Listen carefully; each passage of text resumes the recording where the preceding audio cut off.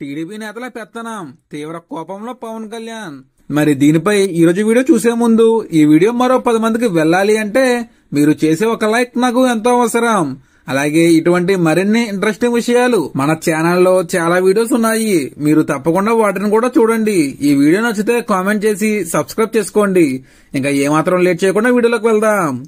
జనసేన గెలిచిన ప్రతి చోట టీడీపీ నేతల పెత్తనం అధికంగా ఉందని చెబుతున్నారు. దాంతో తాము ఉత్సవ విగ్రహాల్లా మారిపోయామని చాలా మంది వాపోతున్నారు. అంతేకాదు ప్రభుత్వం అందించే సంక్షేమ కార్యక్రమాల విషయంలో కూడా తమను పక్కన పెడుతున్నారని, వారే ముందుకు వచ్చి అంతా హడావిడి చేసుకుంటున్నారని అంటున్నారు.